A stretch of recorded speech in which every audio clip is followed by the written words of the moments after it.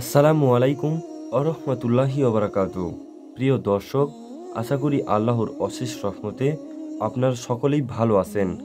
হযরত ঈসা আলাইহিস সালাম ও এক লোভী মানুষকে নিয়ে আজকের এই ভিডিওটি। তো চলুন ভিডিওটি শুরু করা যাক।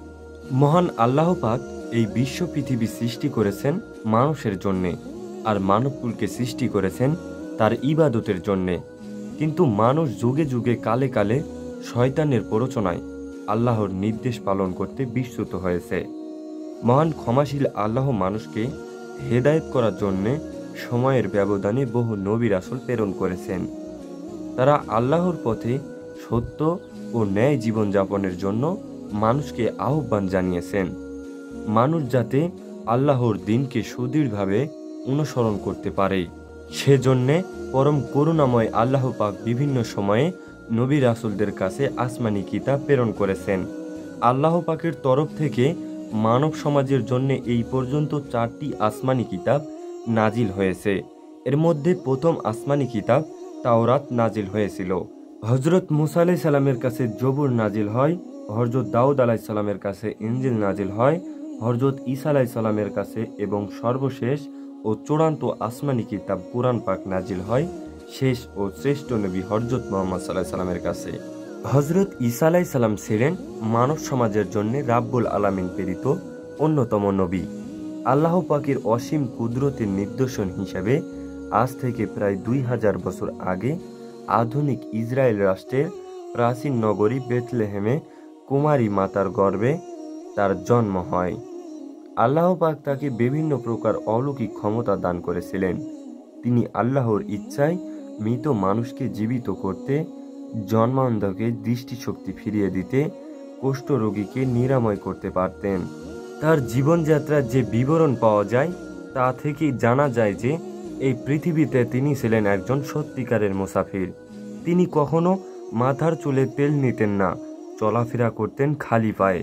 তার কোনো আসবাবপত্র ও কোনো সামগ্রী ছিল না, এমনকি গায়ের পোশাক ছাড়া তার দ্বিতীয় কোনো পোশাক ছিল না। তিনি বিভিন্ন স্থান ঘুরে ঘুরে ধর্ম প্রচার করতেন। যেখানে সূর্য অস্ত যেত সেখানেই তিনি থামতেন এবং পরদিন ভোর না হওয়া পর্যন্ত আল্লাহর ইবাদতে মশগুল থাকতেন।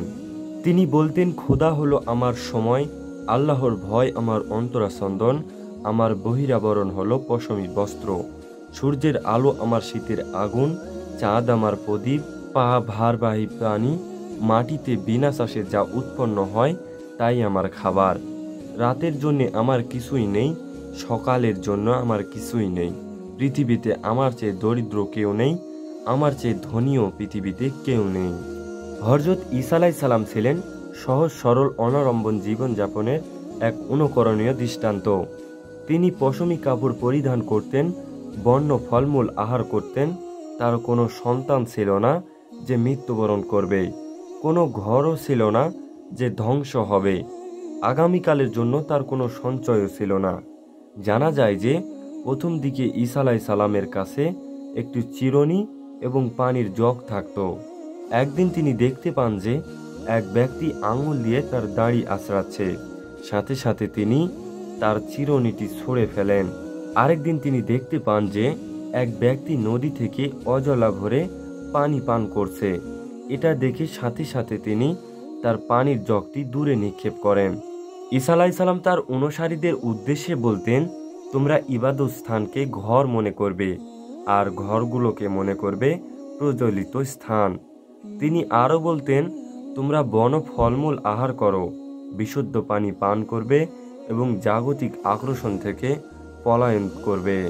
তিনি বলেছেন, শেষ দিনগুলিতে সেই সব জ্ঞানী ব্যক্তির সাক্ষাৎ পাওয়া যাবে যারা ইহকালের সব কিছু পরিহার করে চলার শিক্ষা দেবে, কিন্তু নিজেরা তা করবে না। তারা পরকালের ব্যাপারে মানুষকে খুশি করতে বলবে, কিন্তু নিজেরা খুশি হবে না। তারা মানুষকে শাসকদের কাছে যেতে সতর্ক করবে, কিন্তু নিজেরা তাদের কাছে যাবে না। তারা ধনীদের কাছাকাছি পৌঁছে যাবে, কিন্তু নিজেদের গরিব থেকে দূরে রাখবে। তারা ক্ষমতাবান লোকদের কাছে বিগলিত হবে, কিন্তু দরবেশদের দেখলে সংকুচিত হবে। ঈসা আলাইহিস সালাম বলেছেন, এই সকল লোকেরা শয়তান এবং আল্লাহর দুশমন।